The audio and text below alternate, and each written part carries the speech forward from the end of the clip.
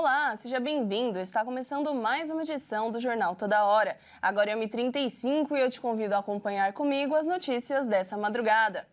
Após passar por 4 países do Caribe, provocando pelo menos 30 mortes, o furacão Melissa, o pior que passou pelo Atlântico em quase um século, segue enfraquecido em direção às Bermudas. Cuba sofreu na quarta-feira a fúria do Melissa, que, de acordo com o presidente Miguel Díaz-Canel, causou danos consideráveis. A tempestade afetou o leste do país, que atravessa uma de suas piores crises econômicas. Os habitantes das províncias de Holguín, Guantánamo e Santiago de Cuba viram a água cobrir ruas e residências. Não é fácil perder tudo que se tem e o pouco que se tem. As autoridades da ilha informaram que cerca de 735 mil pessoas foram retiradas de suas residências. No Haiti, de acordo com as autoridades, pelo menos 20 pessoas morreram em inundações, entre elas 10 crianças. 10 pessoas seguem desaparecidas e estão sendo procuradas pelos serviços de emergência. O furacão já passou, mas o sentimento de desespero ainda não. Somos todos vítimas. Fomos inundados aqui. Estamos esperando que o governo venha nos ajudar. Não podemos mais viver nessas condições.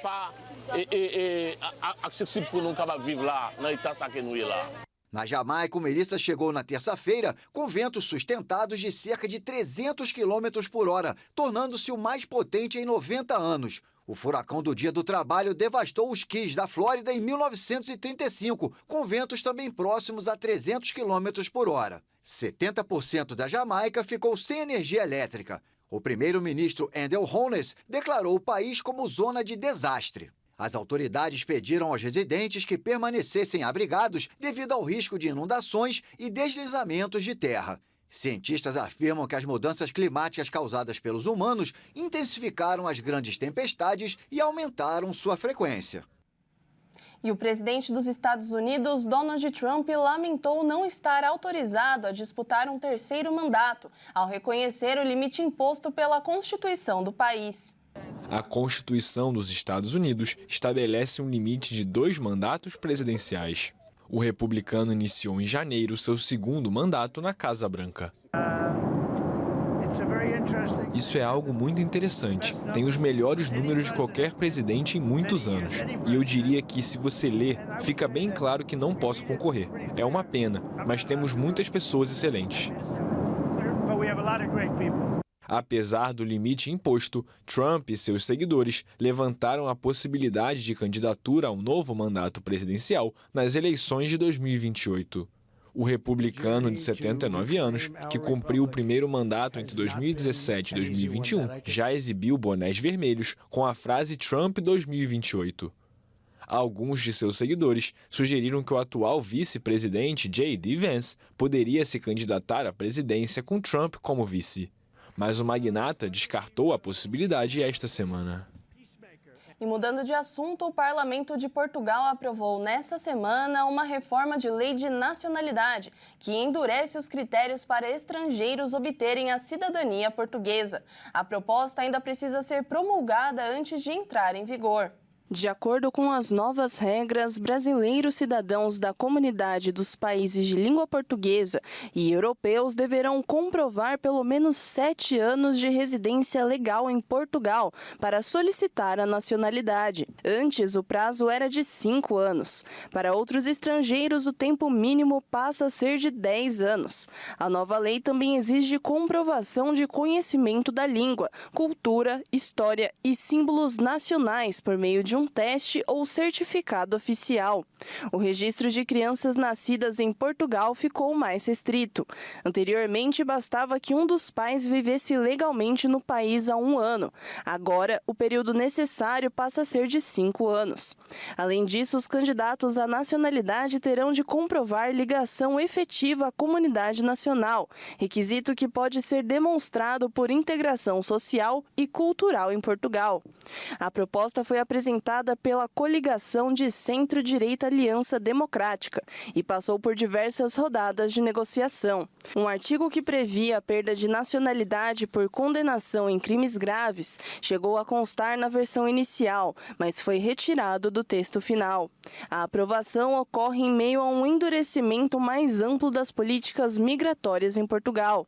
No fim de setembro, o parlamento também aprovou uma nova versão da chamada Lei dos Estrangeiros, publicada no Diário da República em 22 de outubro e que está em vigor desde o dia 23. A norma define o novo regime jurídico de entrada, permanência e afastamento de estrangeiros do território português, impactando especialmente os brasileiros, que formam a maior comunidade imigrante do país.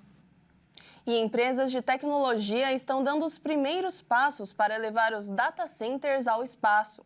A expectativa é que a demanda dos sistemas de armazenamento de dados aumente com o avanço da inteligência artificial. A alternativa será mais barata e menos prejudicial ao meio ambiente. O avanço e a inteligência artificial estão impulsionando uma demanda crescente por data centers, também chamados de centros de processamento de dados. As instalações são semelhantes a armazéns, contendo computadores que processam e armazenam dados, o que exige uma grande quantidade de terrenos e uma enorme quantidade de energia, que geram altas emissões de gases poluentes. Segundo especialistas, a demanda de energia de data centers aumentará 165% até 2030.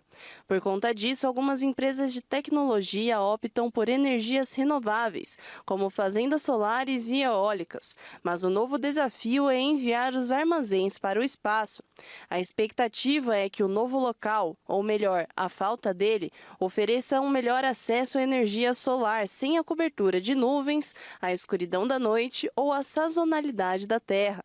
Os principais desafios a serem superados primeiro são dissipar grandes quantidades de calor no vácuo e fazer com que os chips funcionem em um ambiente de alta radiação. O setor está em estágio inicial e o custo do lançamento dependerá do peso da carga. A ideia é que cada satélite compartilhe uma carona com os data centers a bordo dos foguetes, compondo cerca de 15% de massa da carga útil. Isso poderá custar cerca de 10 milhões de dólares, o equivalente a quase 54 milhões de reais. Especialistas alertam sobre a quantidade crescente de lixo no espaço e a colisão poderia derrubar a tecnologia que alimenta a vida cotidiana. Além disso, a manutenção e o reparo de data centers no espaço podem representar um grande desafio. A empresa StarCloud pretende lançar no ano que vem um satélite com 10 kW de potência. O objetivo é ampliar a capacidade a cada lançamento até chegar a um data center de 40 mil kW até 2030.